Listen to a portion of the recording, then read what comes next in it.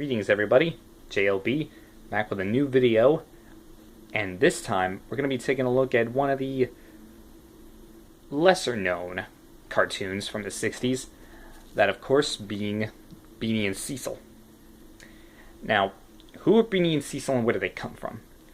Well, the idea for the show came up from animator Bob Clampett, a former Warner Brothers employee, where he was directing short cartoons. Basically the Looney Tunes, because they were the Warner Brothers' biggest cartoons at that point in time.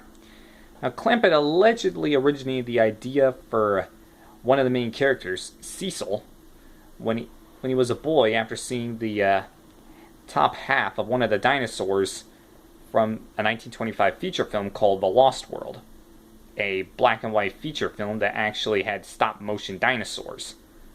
It's not really a film to note at if you're a film historian, but it kind of is, considering the fact that it's the first depiction of dinosaurs on the silver screen.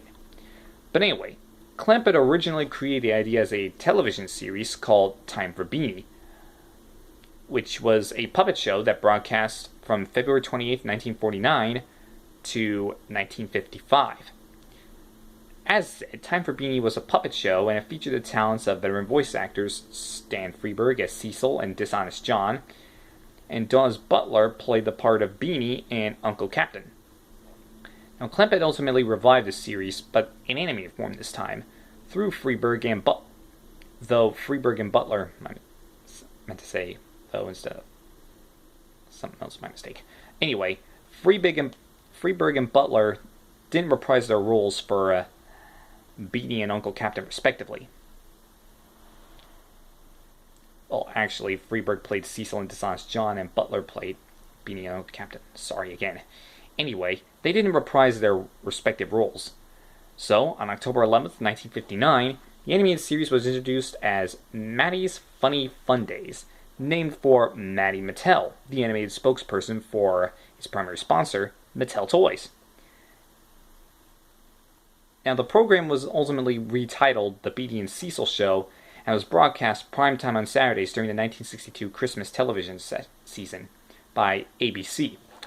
The newer cartoons replaced the famous Studios cartoons of Casper the Friendly Ghost and Little Audrey, among other Maddie's Fun Day funnies. After 1962, the 26 shows, including 78 cartoons, were repeated during Saturday mornings for the next 5 years. They ran for about half an hour. There were only 26 episodes for one season, and each one had 2 segments in it, making it about a total of about 78. Those cartoons were repeated during Saturday mornings for the next 5 years, from 1962 to 1967. The cartoon featured characters Beany, a young boy, and Cecil, a seasick sea serpent. Try saying that 5 times fast. Embarking on a series of adventures, often to discover ancient civilizations and artifacts.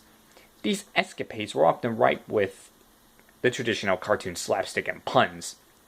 Now, prior to the animated series, but concurrent with the puppet show, Clampett actually created a comic book series of Beany and Cecil Adventures for Dell Comics.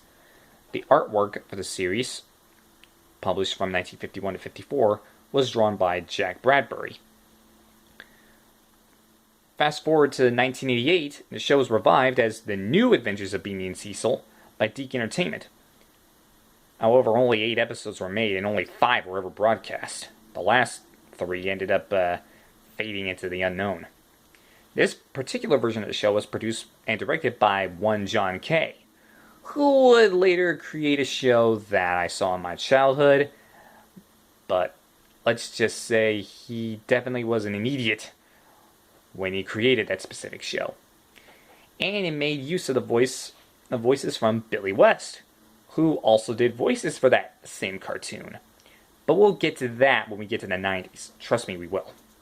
Now, an interesting note about the show is that it featured many famous musical pieces, such as Tchaikovsky's Dance of the Sugar Plum Fairy from the Nutcracker, the Chinese dance and the dance of the reed flutes, and many musical pieces that we know of today, like the William Tell Overture, which we know as none other than the theme for the Lone Ranger. Or the Ride of the Valkyries and the Flight of the Bumblebee, and on and on and on. I could go on forever listing them if there was an actual list. Anyway, some of the background music was also recycled from the classic television show Leave It to Beaver, as well as some early Walter Lantz cartoons and incidental music from The Alvin Show, which we talked about in a previous video. But the question is it worth going back to Beany and Cecil after all these years? Well, not necessarily. I mean, it's not a groundbreaking show or anything. It didn't really change the face of television. But it is notable for being one of the first 3 color television series that ABC aired, though the initial season was shown in black and white, as ABC was unable to broadcast color television until September of '62. But regardless, the Jetsons and the Flintstones are known as the first 3 color television series that ABC ever aired. That alone makes it worth thinking about, but in all seriousness, I don't really think that Beany and Cecil is worth going back and visiting. I mean, if you want to say you've seen them all, go on ahead, be my guest. But for everyone else, it's best to just leave Beany and Cecil out at sea, if you get my meaning. Anyway, that wraps up another video. Thank you for watching, and I'll be back again with another video. Stay tuned, and until then, stay animated.